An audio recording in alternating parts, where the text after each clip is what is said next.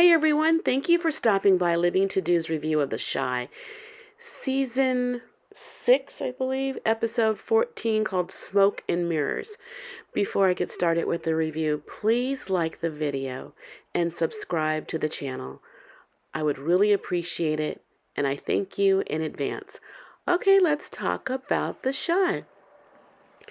First scene, Victor is in bed having nightmares about what's transpired in his life due to situation, and he gets a knock at his bedroom door. He gets a gun, and it's Jake. He's pointing a gun at Jake because he's so paranoid.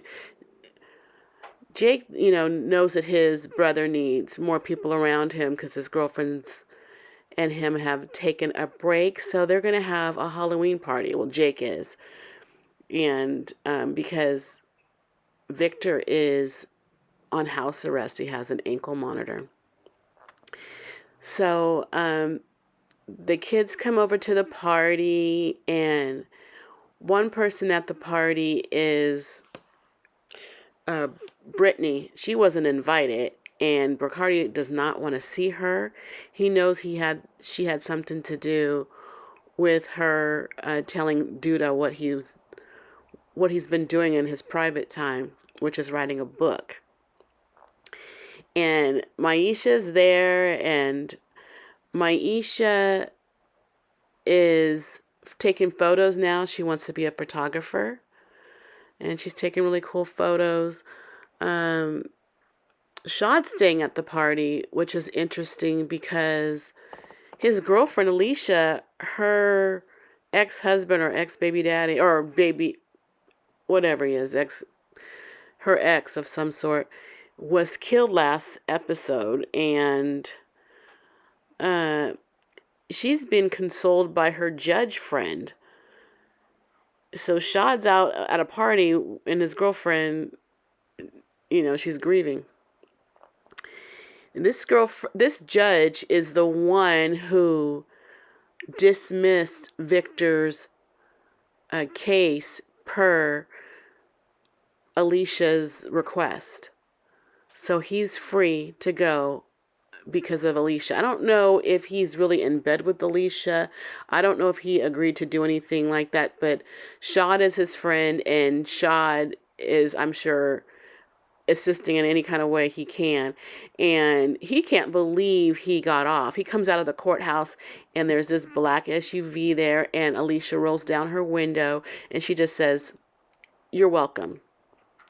And then Shad must be in the passenger seat because he rolls down his window, and all he says is, "Congratulations." And they drove off.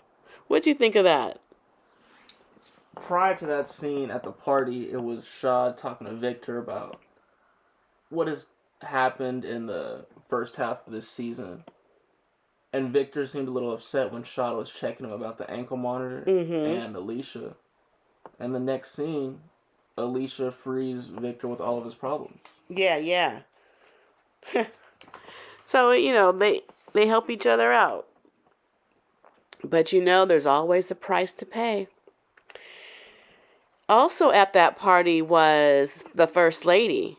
She come over here and bringing some goodies for the kids. And Papa stopped by for a moment because Papa's found religion for, he's real deep in it. And that's the devil's holiday. He's going to the church to talk to the pure people.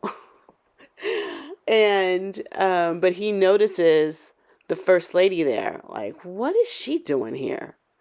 Later, he goes to church where he speaks to the people that are in, because they're against Halloween, thinking it's devil worshiping.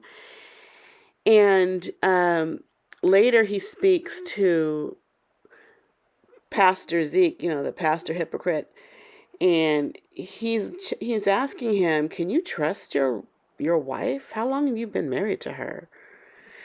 And he's like, "Pretty much, you stay out of grown folks' business." But he is, I don't know, it's kind of bothering the pastor that he knew this. So one thing is, we found out that he's only been married to this girl 5 years. So that can't be Kenya's mother. I Just want. because they've been married for 5 years doesn't mean it isn't. Well, did he say how long you known her? No, I don't believe so. He said how long you've been married or how long you've known her or something. It just made you think that, yeah, they've only been together or married for 5 years. So not like she's the mother of his child. Because he probably would have said that. I don't know. I just think that's, He probably would have said that. yeah. Yeah. Um, so he also gave Papa a wad of money. And Papa questions this because this talk that they had was what Papa was speaking to the people were about getting a youth center. And so they were asking for donations. And this youth center was going to have a music studio and a photography area. I don't know why we need to build a big old photography area, but those are the two activities or skills that Maisha is working on. Isn't that interesting? And so that's going to probably bring those girls into the church somehow using their facilities. Maybe we could also see Papa's pulpit done over there. Yeah, perhaps. So they were asking for donations for this youth building. And so after the church ceremony or whatever you want to call it, their session talking to those people, they went back in the office and he gave them a wad of money. And he told Papa that was his portion from the donations they received. First of all, I don't work like that. That's so underhanded, and Papa doesn't even know it. And it was a lot of money. So Papa's getting in deeper with this man. Really excited to see how this Papa Jake First Lady Pastor situation pans out. Oh, I am too. And didn't we? I'm not sure, but this is what I thought I heard. The First Lady and Jake were talking on the phone, and the First Lady said, "I'm late." Yeah, I'm not exactly sure what she meant by that. I think I missed the very right before that happened, like just seconds. So I'm not sure if she meant she's pregnant or did I miss something totally? Because if she is, that's disgusting. Oh God. We see Rosalind. I called her Evelyn last episode, but Rosalind, played by Candy Burris, and her deaf girlfriend, who's cousins to Dominique. They're sleeping together. She wants a gun, and Rosalind takes her over to Duda's place, and so this girl can pick out a gun.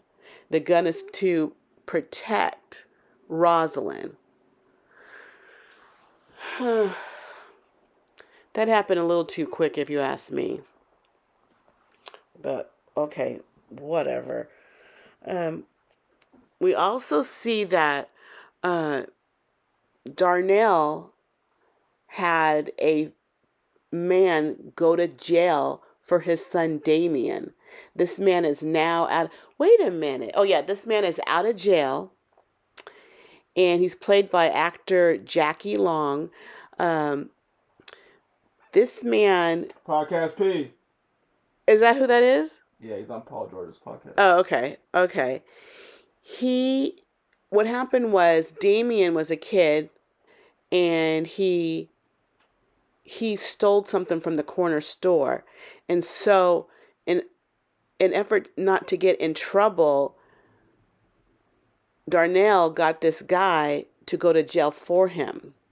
Now this guy's out in jail and he's looking for a job. And so he goes to Emmett and asks Emmett, I need this guy, needs to get, he tells him everything. He took a bid for your brother and he needs work. So he's the janitor at Smokey's. Now, I don't know why you would have the boy you did the bid for and the boy and you work at the same place. Right off the bat, this guy I don't know what you got for doing the bid, but you got something. But now he has he has a thing for this guy. He really hates him now. He hates this little boy, Damien. Uh, he thinks Damien hasn't done anything with his life. When he took the bid, that was what it was for. He was supposed to be doing something good. And Damien said he just took a year off high school to figure things out. He said, I'm not going to. The thing is, the man didn't even speak to Damien. Damien spoke to the man first. And uh, the man said that he is going to make every day of this boy's life miserable. Why? He's a boy. He's a Leave him boy. alone. You took the bid for him. I mean, why does so much animosity? You must Because have. he's slow.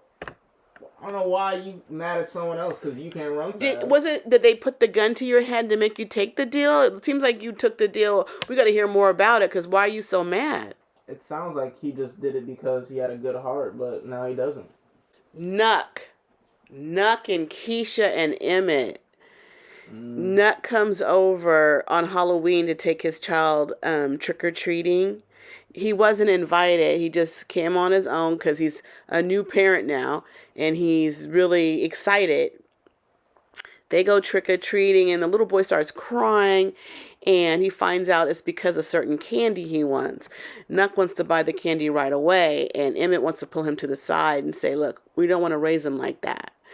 And they kind of a little tiny spat, and where Nuck says, I'm his father, not you. And we see Keisha and Nuck talk later, and she tells him how she's happy that he's little Ronnie's father, because she knows who the father is. He's a better man than who she thought the father was, and it's a man she used to love. So I think Nook still has a thing for Keisha, but Keisha made it known, she's just trying to do the right thing. I want him to know you to know him. I'm trying to make it the best for everybody. But I don't know. We're going to have to might see what's going on there. And while they were trick-or-treating, we see Alicia, she kept true to her promise of getting security for Emmett and his little family. And it was funny to see this guy, the security guy, walking around with them trick-or-treating. But they keep them safe, so they're safe. And I think and not only that, Professor Elliot paid Duda a visit. Apparently, they used to go to high school together. And Professor Elliot is asking Duda to leave Bakari alone. And, you broke the laptop, so we know that Bakari is telling Professor everything, or Professor Elliot everything. She says, please leave him alone. You were a bully. This guy is trying to get out. He's trying to make better of himself. And then later we see Bakari meeting up with the professor, trying to hand in his book. He's still writing with paper, because he no longer has his laptop. And the professor tells him that he met with Duda. That upsets Bakari. One, it's dangerous, but he said something like he chose this. Are you trying to get out, or are you not? What did you think on that? Didn't you hear him say that? I didn't, but I do think if something were to go wrong with Duda and his people, he would make sure Bakari isn't wrapped completely up in it so he can do what he wants to do. Okay.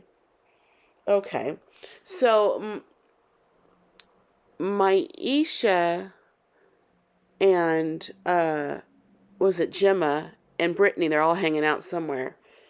And Brittany confides in Maisha and Gemma that she works for Duda. They were concerned about the money that Gemma got. Is that where my money came from? And they said, yeah, but it was my money to do what I'm supposed to do, whatever I wanted to do with it. And they wanted to know what she's, in what capacity are you working with him? And she said, I'm here to spy on my brother. And it's like, and she feels bad about it. They told her she should come clean to Bakari. So that scene didn't happen in this episode, but that's a build up for something. Um, when he knows that you had to be the one to tell Duda about that laptop. Yeah, it wasn't his girlfriend, so it had to be his sister. Right. It was the only two. So the last scene, we had Duda. He's going into the cigar lounge, and he thinks it's Bianca in there too, in the back, and out comes Alicia. So this is their first encounter. I don't think we've ever seen them in the same room. So this is the first time they see each other that we see. And they're threatening each other, and he puts his hands on her neck to choke her. And behind him is Shad with a gun to his head. And Shad announces it. Get your hands off my woman. And they back themselves out of the cigar lounge. So it's like real war. Who's gonna kill who? Who's gonna remain standing? The footwork is just being put down. Yeah, and I hope, even though I'm not really happy that Lynn Whitfield is here playing a recurring character that she seems to play in all her stuff, but I'd rather see her win. Because Duda is just too violent. I don't know. Duda seems like he's trying to do the right thing somehow in like the smallest way, but he just doesn't do it. He just always ends up doing something malicious. And he knows that Zay met with her too. He told her that. So can he trust Zay? Well, Zay killed her husband. That's true. That's true. You don't know. You think so? I think I did. Yeah, he just looked like him. What a mess. I think the action's gonna start picking up here in these next. Oh yeah, it has to. It has to. Especially with the way this episode ended with a bang like that. Yeah, yeah. It was really good. It's moving along. That's what I'll say. It's moving right along. Okay. All right. Anything else you wanted to add? No, I believe that's it. We want to thank you for staying with us to the end. Please like the video and subscribe to the channel. We thank you in advance, but we got to go because why? We got living to do. Bye.